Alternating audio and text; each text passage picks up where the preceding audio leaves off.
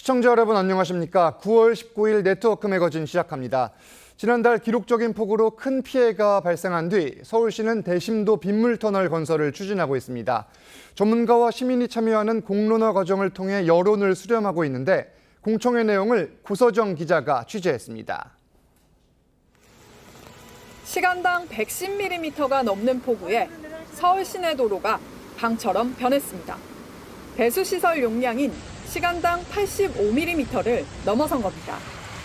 서울시는 피해 방지를 위해 시간당 100mm에도 견디는 대심도 빗물터널 6곳을 만들기로 했습니다.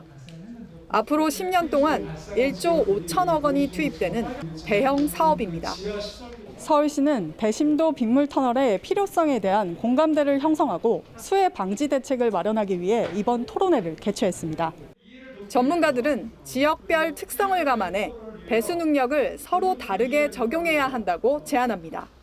지역별로 지역 거주 형태라든지 아니면 목적에 맞는 그런 방제 성능 목표를 가져가는 게 경제적으로나 재해를 예방하는 측면에서 다 유리한 방향이라고 생각을 합니다.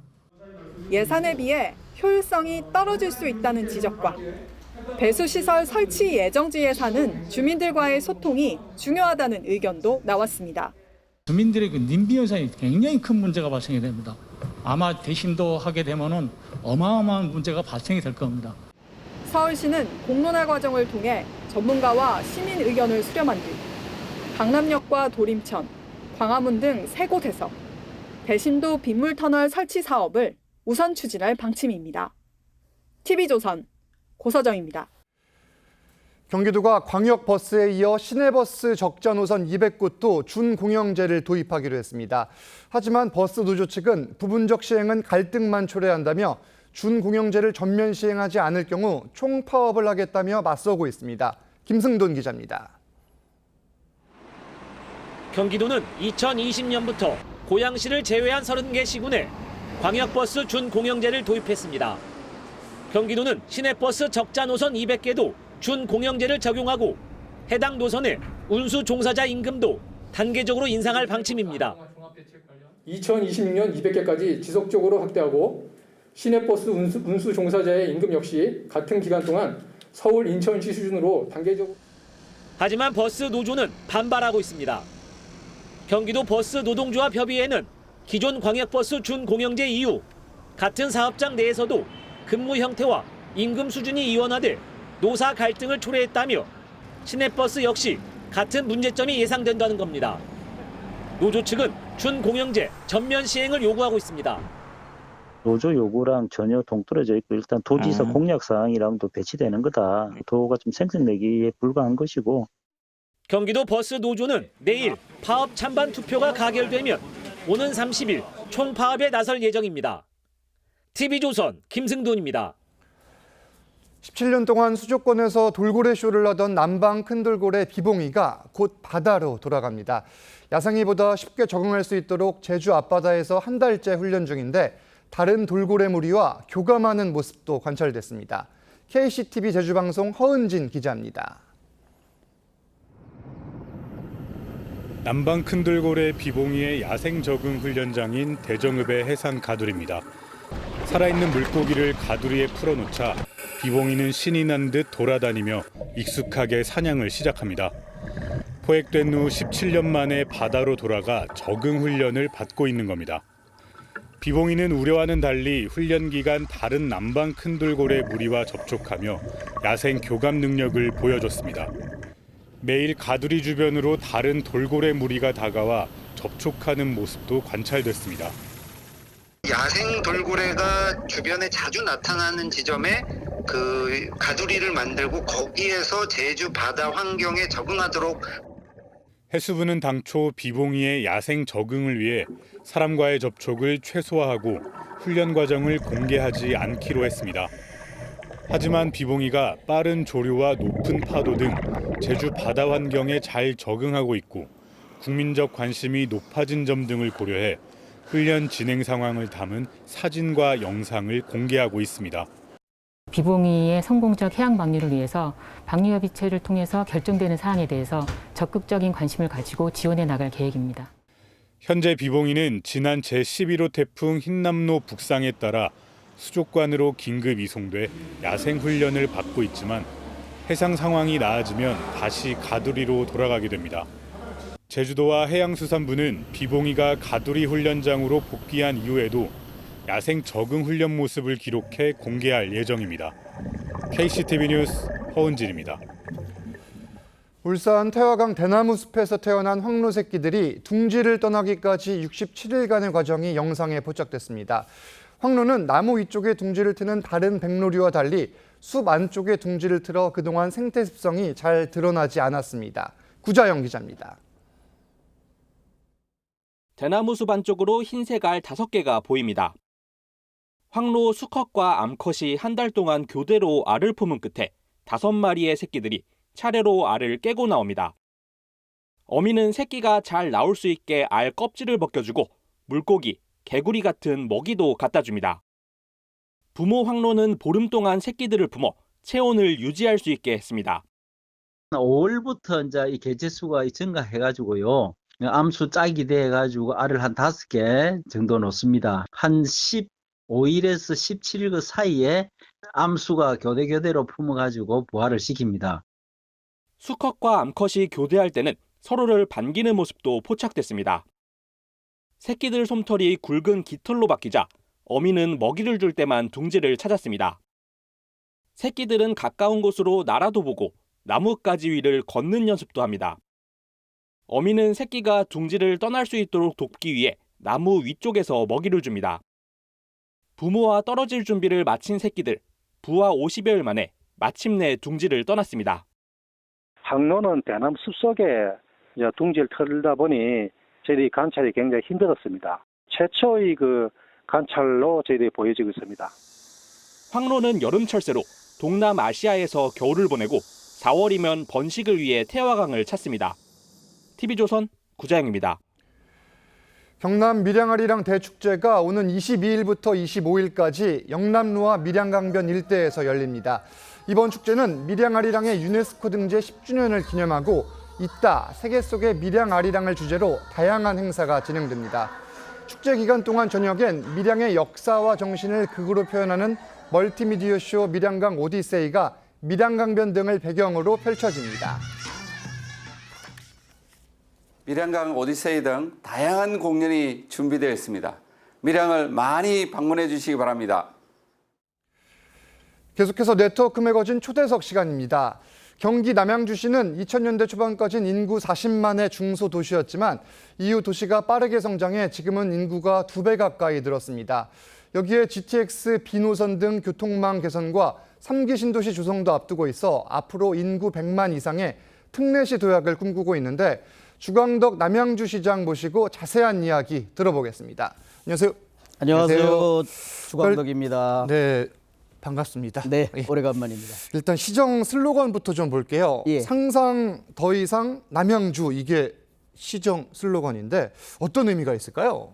시민들이 민선 8기에 기대하고 예상했던 것보다 훨씬 뛰어난 남양주시의 비약적인 발전과 도약을 의미하는 것입니다. 시민이 상상하는 것보다 훨씬 더 이상의 남양주 미래 비전, 미래 발전상을 시민들에게 4년 동안 확실하게 보여드리겠다는 그런 슬로건입니다. 자, 여기에 일단 인구 100만 명을 도시를 계획하고 있다, 이 이야기도 들었는데 100만 명 넘어가는 도시들이 뭐 많지는 않잖아요, 사실. 어떤 계획이 있을까요? 현재 이제 경기도에 특례시가 3개 지정돼 있습니다. 그렇죠.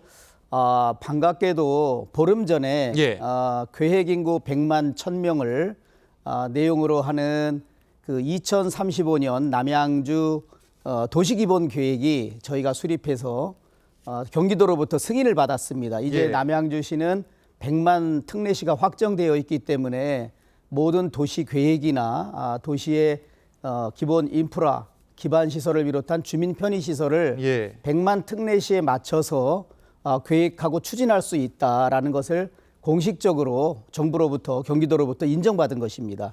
이게 사실 뭐 인프라, 교통망, 이게 그대로인 상황에서 인구가 급속도로 늘 경우에는 문제가 발생할 수도 있을 텐데 교통망 등 뭐 대안이나 대책이 있을까요? 지금까지 40만에서 74만으로 성장하는 과정에서 아파트와 인구는 폭발적으로 증가했음에도 불구하고 그렇죠. 그 74만 시민들이 필요로 하는 광역교통망과 그다음에 주민 편의시설, 무엇보다도 일자리 같은 좋은 그 일자리 시설들이 부족했던 것이 사실입니다. 그래서 이제 GTX B 노선의 조기 착공 완공은 물론 윤석열 정부에서 제2의 GTX로 GTX DEF 노선이 지금 남양주에 다 연결 계획이 돼 있습니다. 그래서 저희는 행정력과 중앙정부와의 협의를 총동원해서 제2의 GTX라고 하는 DEF 노선의 남양주 연결을 또 성공시키고 무엇보다도 외곽순환고속도로나 강변북로에 대해서 뭐 BTX 사업이라든가 또 복선 사업 등을 만들어서 교통허브 도시 남양주를 만드는 일을 우선적으로 추진하고자 하고 또 이러한 남양주시의 광역교통의 획기적인 개선을 위해서 사실 내일 국토부 장관이 지방자치단체 최초로 남양주시를 직접 방문해서 원희룡 장관이 남양주시를 방문을 하신다. 이거 약간 공개되지 않은 내용인데 내일 오후에 방문해서 여러 신도시 지역도 시찰하고 남양주시의 미래 광역교통망 체계를 어떻게 갖춰야 되는지 첨단 산업단지를 어느 정도 조성해서 국토 균형 발전과 수도권 균형 발전을 이루어야 되는지 아주 남양주로서는 기쁘고도 좋은 소식이 아닐 수 없습니다. 여기에 또 지하철 타고 출퇴근하시는 분들 많잖아요. 이 시민들 그렇습니다. 지하철 노선 연장에도 관심이 많으실 것 같아요. 이제 내년 12월이면 별내선이라는 그 지하철이 남양주 별내역까지 연장이 됩니다. 그래서 별내선을 다시 진접선이라는 4호선 연장 구간과 환승할 수 있도록 연장 추진하고 있고요. 무엇보다 3기 신도시를 관통하는 9호선 계획이 2028년에 완공을 목표로 지금 차곡차곡 진행되고 있어서 이제 교통허브 도시로서 남양주의 100만 도시 이루어질 수 있는 확실한 토대를 만들어가고 있습니다. 이 교통망을 확충하기 위한 지금 여러 계획을 세우시고 또 실천을 하기 위해 노력 중이신 걸로 보이는데 그렇습니다. 사실 또 시민들이 바라는 거는 문화시설, 복지시설이에요.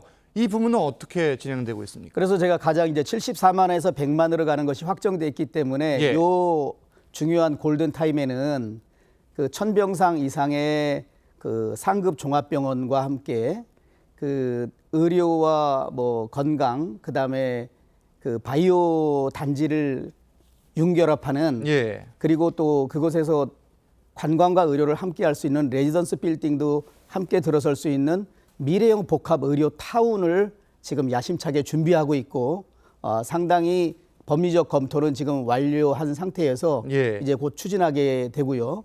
무엇보다도 이제 문화예술의 도시 남양주를 만들기 위해서 남양주의 100만 도시로서 남부 권역을 문화예술의 권역으로 지금 저희가 계획하고 있습니다. 그곳을 또 그렇게 만드시겠다고. 그래서 이제 그 문화예술 권역에는 뭐 1000석 이상의 규모가 되는 초대형 그 문화예술회관과 그 공연, 전시, 창작이 상시 이루어질 수 있는 문화예술의 공간도 만들어서 그 문화예술을 향한 남양주 도시 그리고 최고의 의료 서비스를 받을 수 있는 미래형 복합 의료 타운도 함께 지금 계획되고 준비하고 있습니다. 자, 마지막 질문을 드리면은 이 남양주가 아무래도 도농 복합 도시예요. 그러다 보면은 이제 시 안에서도 격차가 조금 있을 그렇습니다. 것 같거든요. 이를 해소하는 것도 중요하잖아요. 그래서 저희 균형 발전이 국토 균형 발전과 경기도 수도권 균형 발전도 필요한데 남양주 도시 안에서의 균형 발전을 시민들이 굉장히 요구하고 있습니다. 그렇죠, 아무래도. 그래서 저희가 2030 그 도시관리 계획에 대한 그 지금 저희가 수정을 해서 용역을 의뢰하고 있습니다. 요 도시관리계획 재정비를 통해서 2024년 상반기에 용역 결과가 나오면 이제 북부 권역에는 그 경제 자족 중심으로 만들고 지금 말씀드린 남부에는 문화예술 권역으로 그다음에 동부 지역에는 관광 휴양으로 만들면서 1도심 3개의 부심과 2개의 지역 중심 권역으로 나눠서 남양주 시내의 지역 균형 발전을 확실히 이루면서도 100만 도시로서의 대한민국 최고의 명품 도시를 만들 수 있는 그런 도시관리 계획 그 정비안을 지금 저희가 잘 준비하고 있습니다. 여기에 또 이제 시민들 가운데 농민분들도 많잖아요. 그렇습니다. 농민분들 삶의 질을 개선하기 위한 방안도 있을까요? 제가 그래서 사실 상대 정당의 대선 후보가 주요 공약으로 내세웠던 내용입니다만 농민 기본소득을 제가 기본소득이요? 내년부터 남양주의 농민들에 대해서 지급하기로 결정을 내리고 그 준비를 하고 경기도와 지금 협의하고 사업을 확정해서 농민들에게도 굉장히 큰 소식을 지금 전하고 있습니다. 알겠습니다. 계획하시는 일들 다 잘 되기를 바라겠습니다. 남양주시장, 주광덕 남양주시장 말씀은 여기까지 듣겠습니다. 감사합니다. 감사합니다. 오늘 네트워크 매거진은 여기서 마칩니다. 다음 주 월요일에 다시 찾아뵙겠습니다. 감사합니다.